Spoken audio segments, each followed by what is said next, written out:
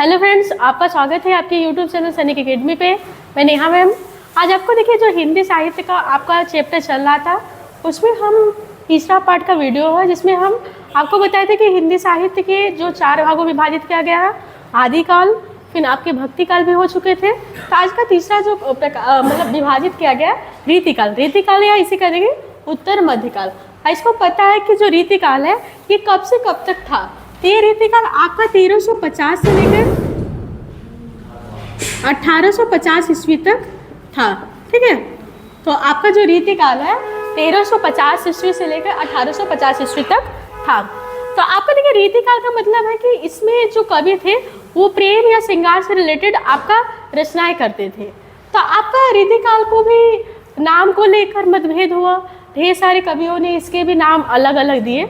जैसे मिश्र बंधु ने रीतिकाल को अलंकृत काल कहा, और आपके मिश्र बंधु अगर पूछ देगा क्वेश्चन कि रीतिकाल को अलंकृत काल किसने कहा, तो किसने कहा? मिश्र बंधु। और किसने रीतिकाल को रीतिकाल की संज्ञा दी? तो रामचंद्र शुक्ल ने दिया। रामचंद्र शुक्ल ने रीतिकाल को क्या कहा?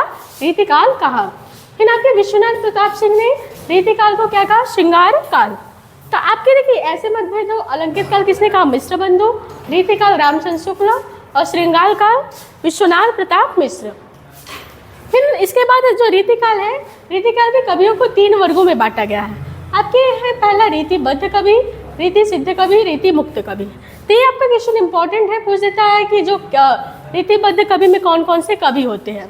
तो आपके रीतिबद्ध में आपके केशवदास आते हैं, चिंतामणि आते हैं। या पूछ देगा केशवदास किस रीतिकाल के किस कवियों के में से है, तो केशवदास आपके किस कवि में से आते हैं? रीतिबद्ध कवि। फिर आपके रीति सिद्ध में आते हैं आपके बिहारी, और रीति मुक्त में आपके आते हैं घनानंद। तो ये चीज़ आपका इंपॉर्टेंट है। बद्ध में केशवदास, चिंतामणि, सिद्ध में आपके बिहारी जी आते हैं, रीति मुक्त में आपके आते हैं घनानंद। फिर बात चलते हैं कि जो रीतिकाल के कवि हैं उन पे उनकी कृतियों पे भी चर्चा कर लेते हैं। जो देखिए रीतिकाल के कवि पहले माने जाते हैं केशवदास। केशवदास को जानते रहेगा, ये रीतिकाल के प्रवर्तक भी माने जाते हैं। ठीक है, तो केशवदास जो है रीतिकाल के प्रवर्तक के रूप में भी माने जाते हैं। ठीक है, अगर रीतिकाल के प्रवर्तक कहते किसे कहते हैं, तो केशवदास को कहते हैं। इनको जानते रहिएगा, कठिन काव्य के प्रेत की उपमा भी दी गई है। केशवदास को कठिन काव्य के प्रेत की उपमा दी गई है। अगर पूछ देगा कि कठिन काव्य के प्रेत किस कवि को कहते हैं, तो किस कवि को कहते हैं? केशवदास को कहते हैं। फिर आपके अगर पूछ दे जो केशवदास थे किसके समकालीन माने जाते हैं, तो केशवदास जो है ये तुलसीदास के समकालीन माने जाते हैं। इसलिए कुछ लोग इनको मतलब भक्ति काल के भी कवि मानते हैं। ठीक है, तो आज के जो केशवदास है, अगर पूछ देगा रीतिकाल के प्रवर्तक कौन है? केशवदास। इनको कठिन काव्य के प्रेत के नाम से भी जानते हैं। ये किसके समकालीन थे? तुलसीदास। अब इनकी कृतियाँ भी चलते हैं। जैसे इनकी पहली कृति है रामचंद्रिका, फिर आपका रसिक प्रिया, कवि प्रिया, रतन बावनी, और फिर आपकी नखसिक छंदमाला। ये आपका बहुत इंपॉर्टेंट है। रामचंद्रिका, रसिक प्रिया, कवि प्रिया, रतन बावनी, नखसिक और छंदमाला। देखिए जो रामचंद्रिका है ये केशवदास के रामचंद्रिका को छंदों का अजायब घर की उपमा भी दी गई है। अगर पूछ देगा कि जो रामचंद्रिका है इसको और किस नाम से जानते हैं, या छंदों का अजायब घर किस केशवदास के किस कृति को कहते हैं, तो रामचंद्रिका को कहते हैं। ठीक है, तो रामचंद्रिका को क्या कहते हैं? छंदों का अजायब घर। फिर उसके बाद देखते हैं बिहारी दास की। बिहारी दास जानते रहेगा, इनकी एक ही कृति है बिहारी सस्सई। और बिहारी सस्सई की एक ही कृति बहुत इंपॉर्टेंट है। ये अपनी एक ही कृति से अपने पूरे मतलब साहित्य में सबसे फेमस व्यक्ति हो गए। इन्हीं किस भाषा में लिखे थे? ब्रज भाषा में। इनको कहते हैं गागर में सागर भरना। ठीक है, गागर में सागर भरना। इसीलिए बिहारी जी की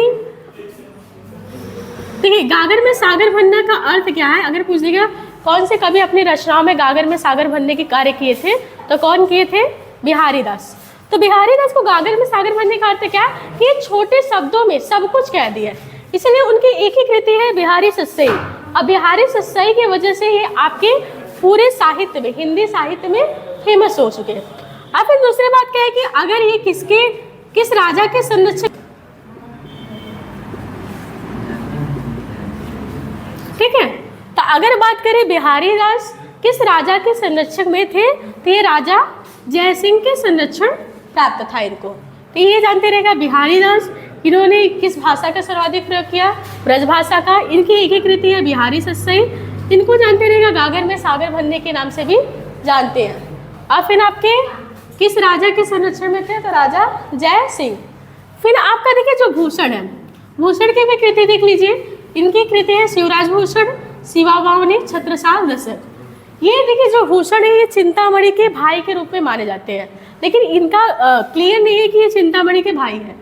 और ये इम्पोर्टेंट है कि जो भूषण है इनको भूषण की उपाधि सोलंकी राजा दिए थे, सोलंकी के राजा ही इनको भूषण की उपाधि प्रदान किए।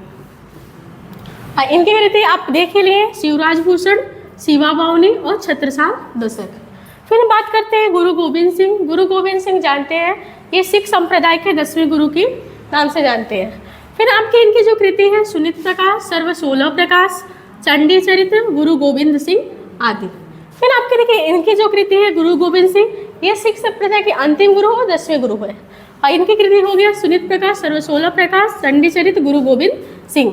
फिर बात करते हैं घनानंद। घनानंद जानते हैं ये रीति काल के किस आते हैं, तो आपको पता है जो घनानंद है रीति मुक्त कवि माने जाते हैं, जिसमें आपके सुजान सागर इनकी कृति है, सुजान सागर, प्रीति प्रवाह, सुजान हित, प्रिया प्रसाद, वियोग बलि, ठीक है। और फिर देखिए जो घनानंद है ये दिल्ली के राजा मोहम्मद शाह के दरबारी थे,